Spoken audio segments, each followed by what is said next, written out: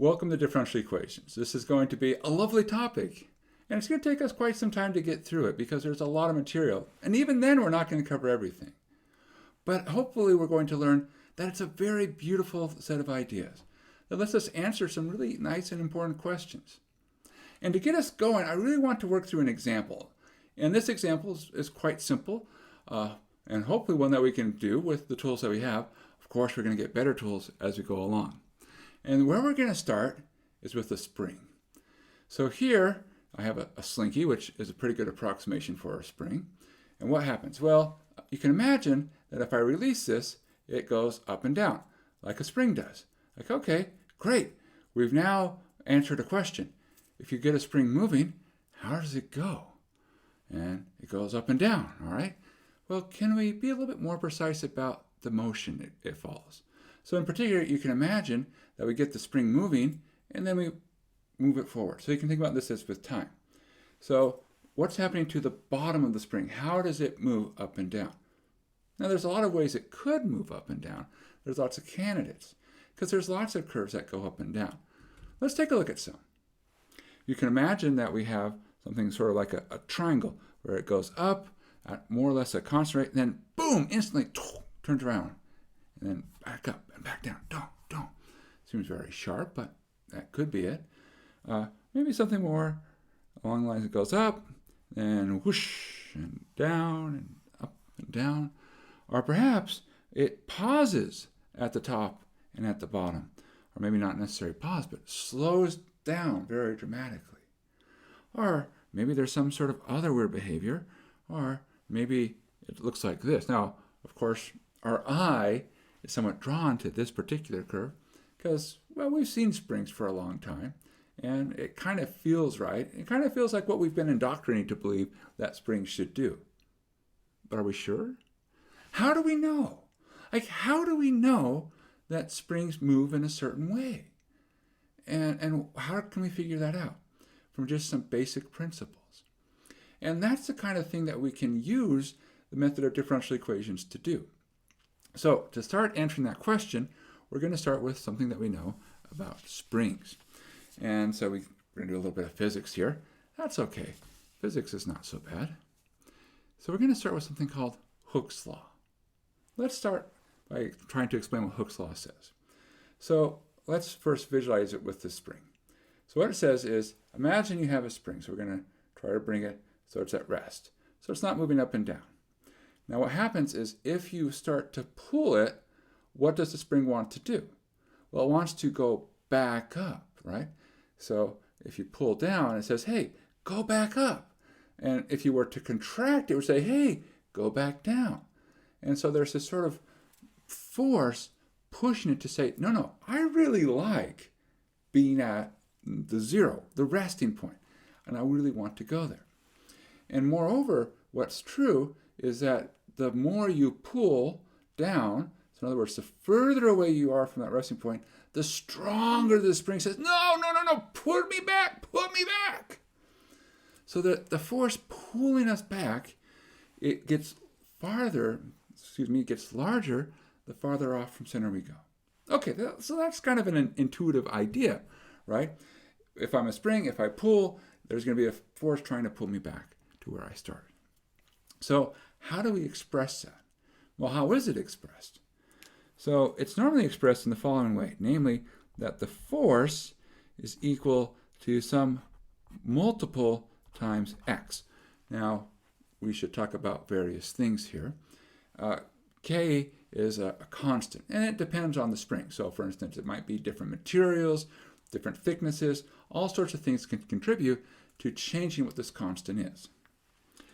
F is our force, and all right, that's great. And x is position. And so the way we should be thinking about this is we should think about, we have our setup here. There's this sort of natural position, which for convenience we'll call 0. So this is the resting state of the spring. So we have our spring, and it's resting at 0. And now you can imagine that you stretch the spring so it's away from resting. And the more you stretch it, the larger the force. you might notice something here. I've left kind of a suspicious gap. Well, let's think about why there's a suspicious gap here. So you can imagine that if we look here, suppose this part up here was where x was positive, and down here was where x was negative. All right. Now, where does the force want us to go? The force wants us to get back to where we started. So back to resting. So if I pull down, the force says head back up. So when the position is negative, force is going to be positive. As a reminder, force has an orientation. It has a direction. In other words, it knows whether you want to go up or down. On the other hand, if I had been up here, I'd want to go down. So our conclusion is that it says, hey, force should have the different sign that position has. And so what we can do is we can say, all right, we'll put a negative there. Okay, so that just says, keep in mind which way should the force be acting as compared to how the spring is being stretched. Now you could, of course, make an assumption that K was negative, and then you won't have to worry about it. But it's really good for us to be explicit here because it's going to illustrate the ideas that we're going to see in just a few moments. All right, great. So how do we go from this to saying, well, this is how it looks? Because it doesn't feel like there's, the saying that, oh, if you pull the spring down, it wants to go back up. It doesn't say, aha, and that tells us that the curve should look like a certain shape. But we're going to see that it does. So we're going to keep going here. So what's something we can do? Well, we have this expression. Let's look at force. What's another way to think of force? Well, mass times acceleration. All right, great. So we can say that our mass times our acceleration, I'll use a capital A here, that's our force, that's equal to minus k times x. All right, and mass is, well, it is what it is. It's a fixed value. We're not adding mass, we're not subtracting mass. But acceleration, that can change. And more importantly, acceleration has something to do with position. How are they related? Well, if you start with position and take one derivative, you get velocity. And if you take the derivative of velocity, you get acceleration. Well, that's a derivative of a derivative, or a second derivative. So now we have this really nice idea that says, oh, if I'm a spring and that x, which I'm interested in, is telling me the position of how the spring is changing, it's the case that m times that second derivative is equal to minus k times the position. All right, great. So let's clean this up a little bit. We'll do a little bit of math called divide by m. And we see, aha, our second derivative is equal to minus this quantity, k over m, times x. Great. Beautiful. Beautiful. And now we're getting closer and closer to what we want to do. But let's simplify our lives because, we're just starting. This is our first time doing something with differential equations. We should be nice to ourselves. We should be gentle and love ourselves. And so the way we'll do that is let's just say, let's make this equal to 1, just for the time being. It could be 1, so why not? So let's assume this equals 1. Now, we can come back and talk about, well, what if it wasn't 1? What does that mean? But for now, let's just say, suppose it equals 1. So we come to the conclusion that when we think about how that bottom of the spring is moving, it needs to satisfy the following. It has to be some function such that if we take two derivatives, we get back the negative of what we started with. And now we say, oh, hey, this is an equation that involves a derivative. And if you think about the word differential, the differential really is just another way to express this notion of a derivative. So a differential equation is an equation that involves derivatives. So this right here, this is essentially our bread and butter, what we're going to be working with over the course of the next many, many videos as we move along. So here we go. This is our important fact. And you'll notice that it came from just a very simple observation about, okay, how does a spring want to behave? So in other words, it's a consequence of Hooke's law. You just follow your nose. It says, look, this is how springs should behave. So now we just have to start thinking. We put it on our caps. We start saying, what's a function such that if I take a derivative and then a derivative again, I get back the negative of where we started with? Can you think of one? Well, there's probably more than one. One would hope there would be more than one. All right. How about this one? Sine. Yes, we saw the sine, and it opened up our eyes. We saw the sine. Now, sine of what? Let's be careful here. Is it sine of x? And why not? Okay. It's not sine of x. Well, why not? Well, that's because x is already representing something. X is position. And so we're saying, what is x? So we don't want to say x is a function of x. That's really sort of bad form in math notation. So oftentimes, because this is physics, we'll think of it as a function of t. Okay, so sine of t. Right, and you can check. Derivative of sine is cosine. Derivative of cosine, negative sine. Exactly what we need. Woohoo! Yeah, we did it. But is that it? Is that the only one? Are there other ones?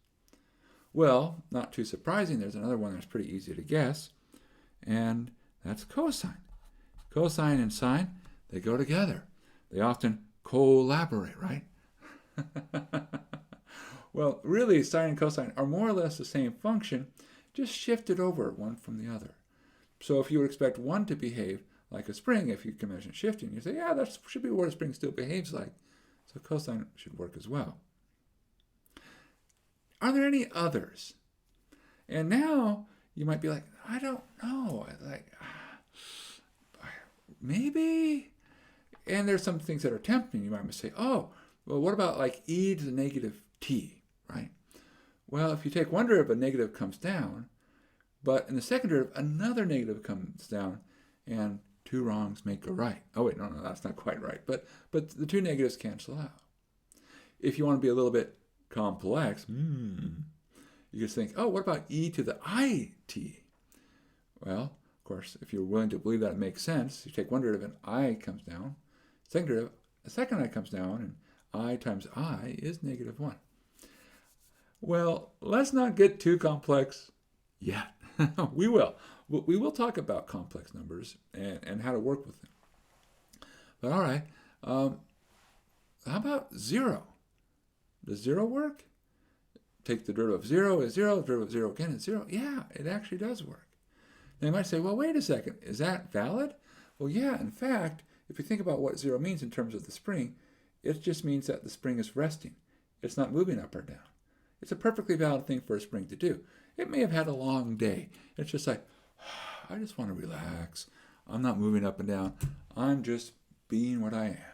So 0 is a great solution. All right. Well, now all of a sudden we have more. Can we say anything else? Well, sure. You do things like 2 sine of t, right?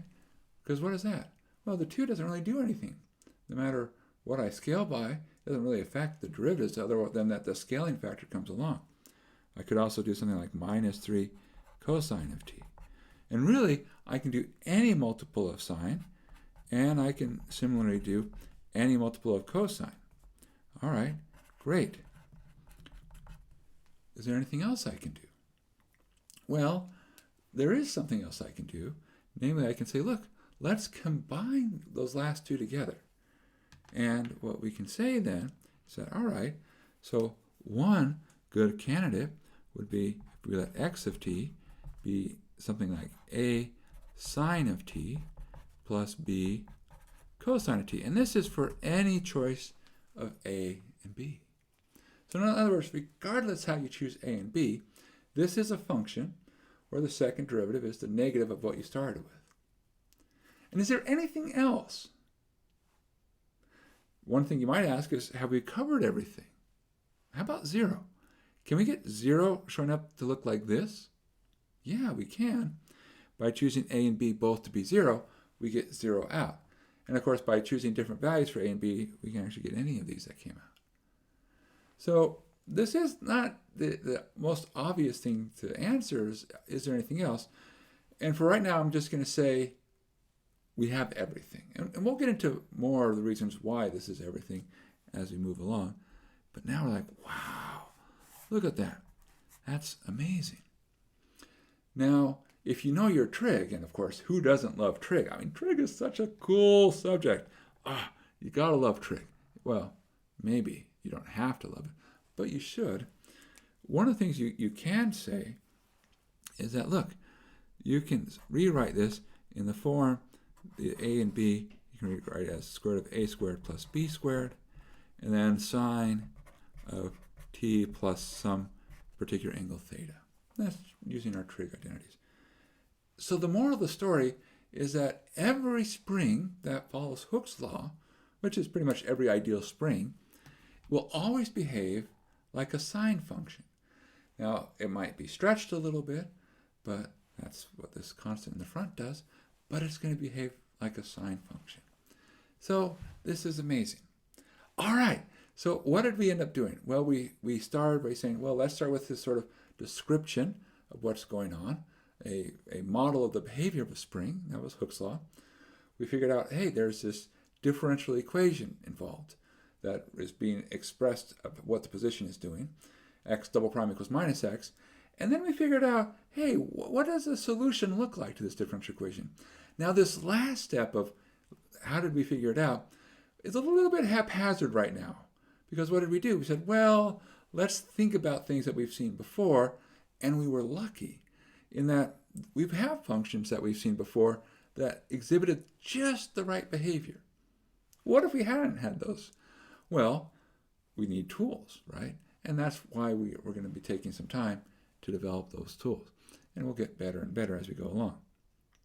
Because you can imagine, what if we had changed it ever so slightly?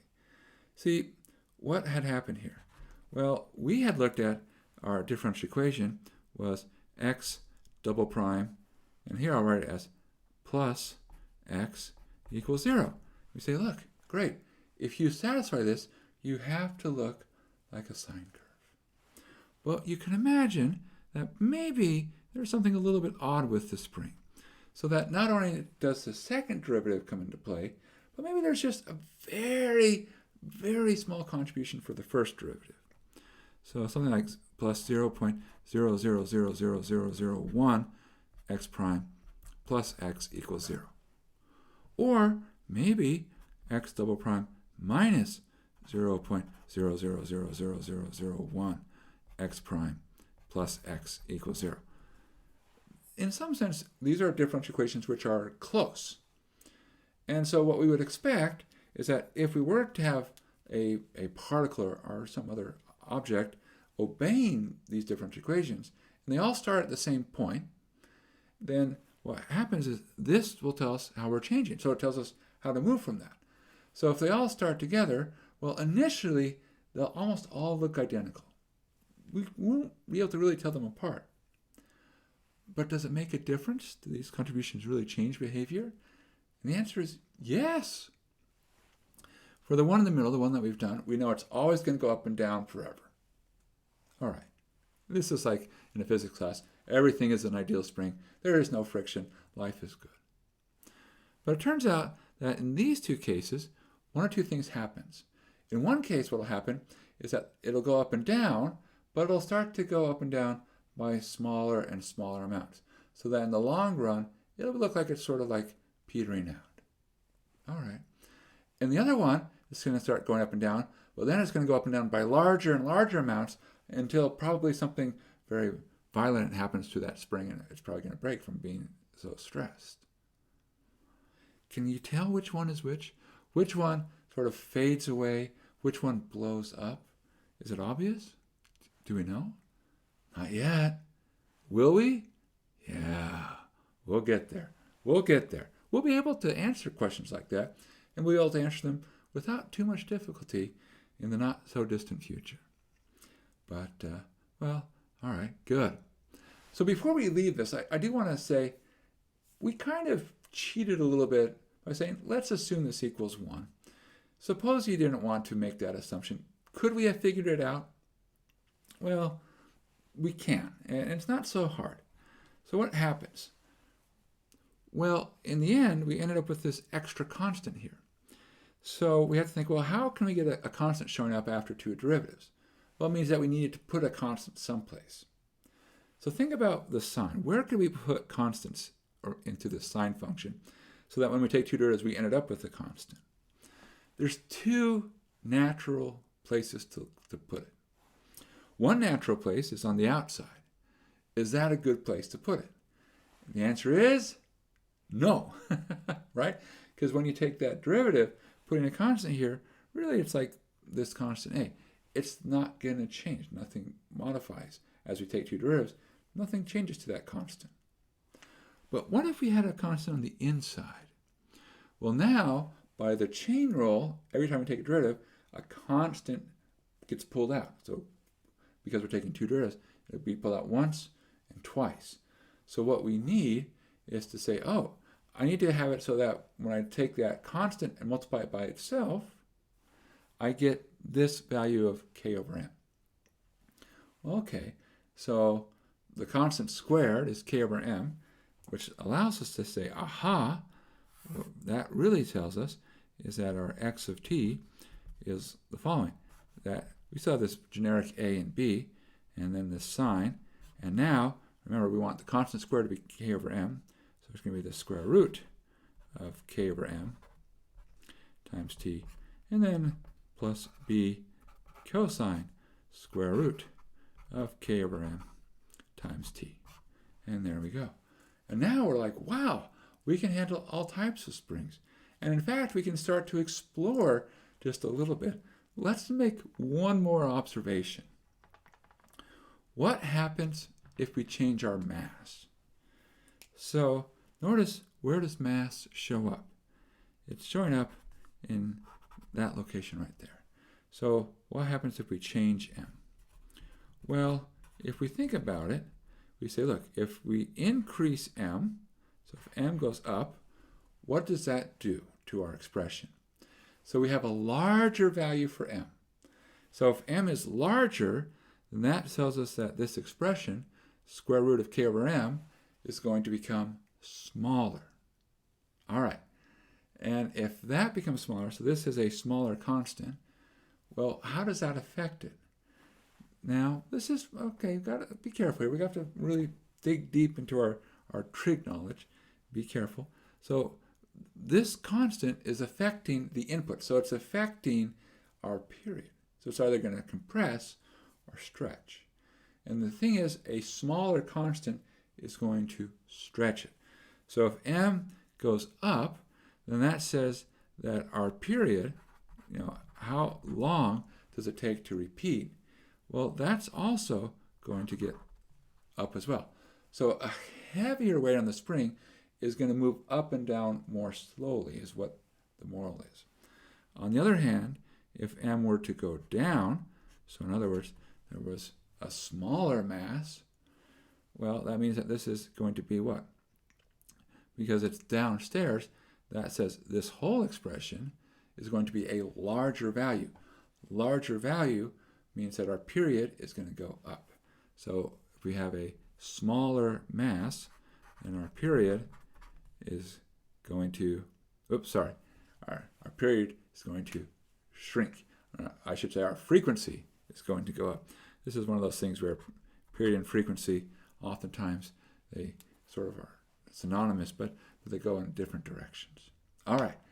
See, all these wonderful things that we can start from one simple expression, and we can conclude some very interesting facts about springs.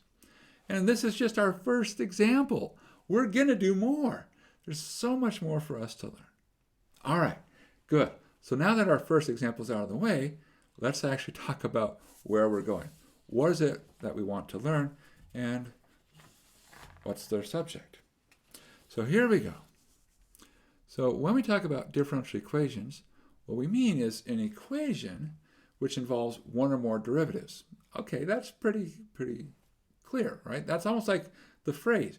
the differential, you could just say a derivative. So this is a derivative equation. Now there's lots of ways that this can happen. So we might have something where we say, look, the derivative of x with respect to t, this is our dx dt notation, is x cubed plus x times t. So here we're thinking of x as some function, and we're saying, oh look, when I take the derivative of x with respect to t, which is, we think of that as the variable the function depends on, we get the original function cubed plus x times our variable t. Okay, so that's just an equation. Now, here's another example. When we said take the second derivative of y with respect to x, subtract 5 times the first derivative of y with respect to x, and then add 6 times y, which is, of course, the original function. And if we put it all together, we get 0. Okay, so this one is a little bit more interesting in that we actually get up to a second derivative. On the other hand, it seems a little bit simpler. We don't have this, x cubed, where we have to cube something. That makes things a little more challenging to figure out. If you look at the next one, it says what? Y double prime minus 5y prime plus 6y equals 0. We're like, whoa, wait a second. This feels familiar. It feels a lot like the previous one. And it should, because they are. They're the same differential equation. Now, you might say, are they the same? Well, for all intents and purposes. And you might ask the question, wait a second, Steve, what does that mean? Well, we want to be ever so slightly careful here, because there is one small subtle thing, and it's the following. When I look in this first variation, I know how y is a function of x. So in other words, I can see I have my function I care about, the one I'm really after, y, and then I can say, oh, it's going to be a function of x. Now in the second one, notice that there's really no x being expressed. Well, so what does that mean? Well, we don't really know what to call our variable, so we can, in theory, it could be whatever we want to call it. There is more or less, though, an understanding that says, okay, if I have a differential equation which only involves y, we'll think of our other variable as being x. And similarly, like when we had, in our Hooke's law, hey, we had a differential equation that only involved x, well, we'll think of our other variable as being t. So that's just sort of a convention. That's okay. We'll get used to it. Here's another one. So here we have x dy plus y squared dx equals sine of x dx. So this uses what we might call differential notation. So differential we oftentimes think of as small changes of, or we could say derivatives of. And so this will probably be less common, but that's all right. We can still say it's another way to express our equation perfectly fine. Now our last one, which for me, I was like, yes, cool, because it says y prime plus arctangent y prime is 1 over x squared plus 1. And I'm someone who loves arctangent. It's a personal passion of mine. But of course, if we actually were to see this and were asked to solve it, we'd probably say like, this is almost sort of like, it's a ridiculous kind of question to solve, right? Because it's only one derivative, sure, but notice there's a y prime and an arctangent of y prime. And it's basically impossible to unravel these. And by that, what do we mean? Well, you can't really get y prime as a single function of x in any reasonable way. But that's okay. It's still a perfectly valid differential equation, right? Because what do we need? We need an equation which involves derivatives, and this does. So there we go. There we go. Now, why do we care?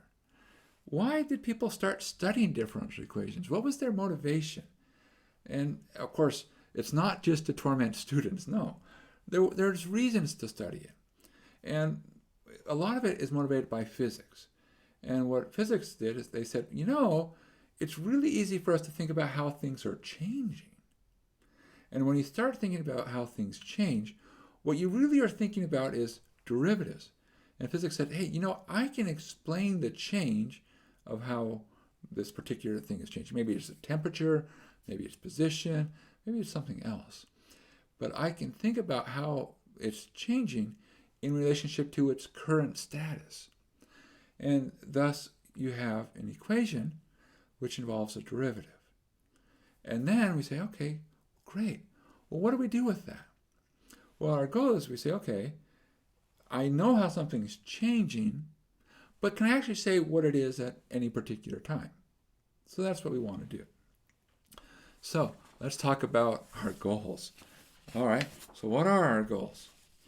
Well, so we have a couple of them. One thing we want to do is we want to get comfortable with looking at a differential equation and interpreting it. In other words, understand the differential equation and how it was set up.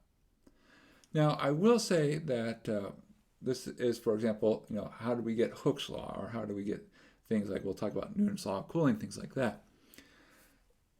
We won't do that most of the time. A lot of the time, we're just going to say, okay, here's this differential equation coming out of some black box. And we're just going to say, okay, let's just take what we have and just work with it. So don't get too focused on this first step, but we will try to see it from time to time, say, okay, let's just understand our intuition.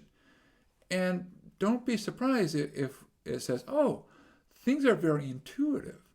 You might even say, hey, this is kind of easy. Are we doing it right? And yeah, things should be intuitive.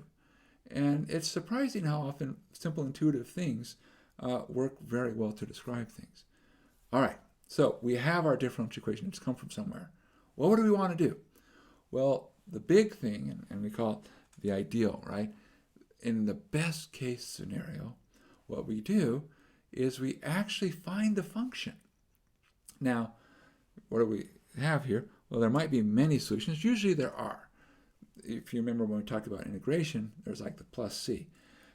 If we start adding some extra conditions, hopefully there's just one. That's the goal, right? The one. Find the one.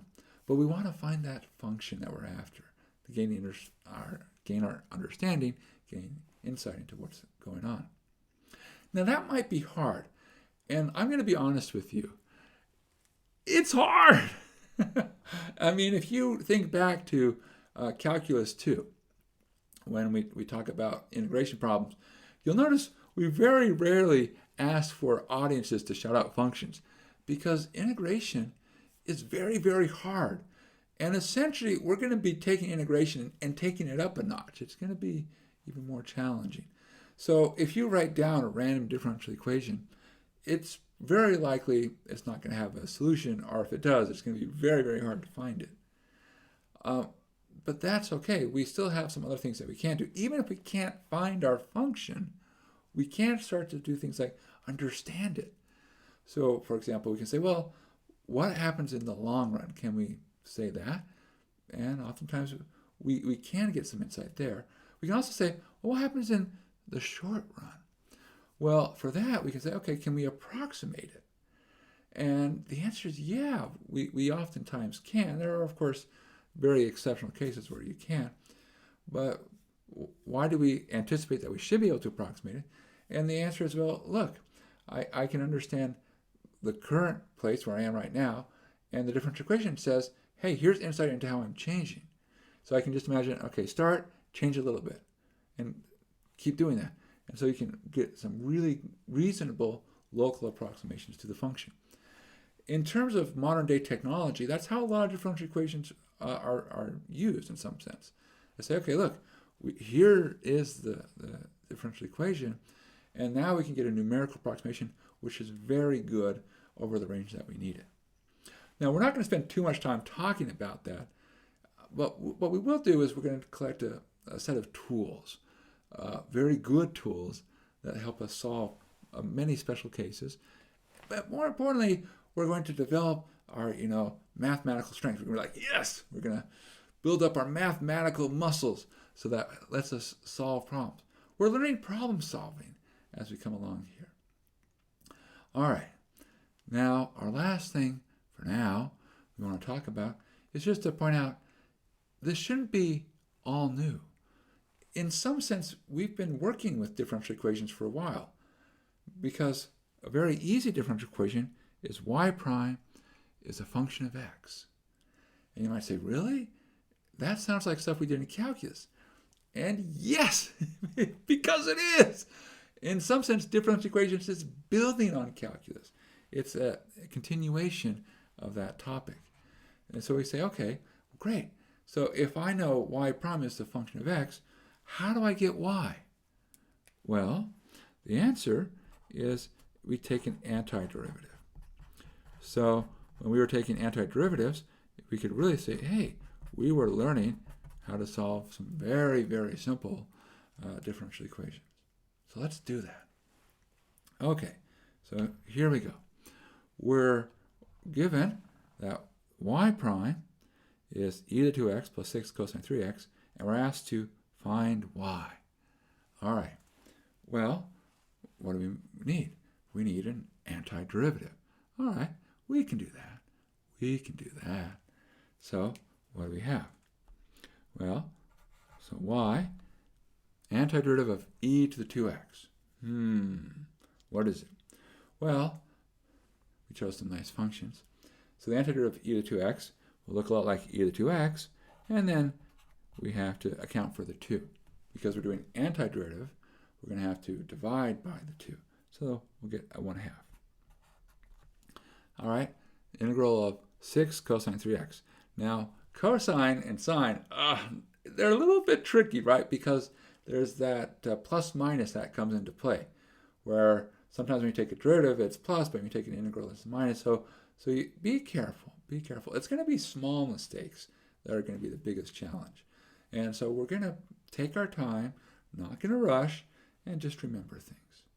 So when we take the antiderivative of cosine, it's a positive sign. So this is still plus, and now we have the 6, but we have to account for the 3. And we account for the 3 by dividing again. So now it's a 2 sine of 3x. All right, great. Now, is this a solution? Be careful here. What's the key word here? A solution, right? And it is, because this is a perfectly valid solution. Is this all solutions? No. Okay, so what's the thing that we need here? What's our one piece that puts us over the top and says, aha, we got everything now? What is it? Plus C, right? So that's one of the things that we learn, is that whenever we do an integration, we get a constant joined in, plus C. Now you might say, wait a second, hold on. So when we're solving these antiderivative problems here, right? Yeah, keep going. We should get constants showing up. Yeah, totally. We totally should. What about that problem we just did a little while ago with Hooke's law? Okay, let's talk about that. So let's pull it back up. Now, what do you want to talk about? Where's the plus C? There's no plus C on the end. And now the great, but what do we have? Here we have two constants. See, these are two constants that we can choose. They can be whatever that we want. So now our constants, when we solve differential equations, aren't always going to be plus C. They're going to show up. There's going to be a constant somewhere. Normally it's going to be attached to a different part of the function. So be aware of that. And on a side note, what should we expect? Well, when we took one derivative, we should expect a single constant. When we took two derivatives, here we end up with two different constants, so we should expect two constants. And in general, we'll see that is a very common theme, that we have, you might call it a degree of freedom. The number of choices we get to make corresponds to how many derivatives are involved. So the more derivatives, the more choices that we have. And all right, great. Well, this was a wonderful way to start. Now we have some fun insight. We did a great example. And of course, a lot more to do. So let's keep going. See you next time.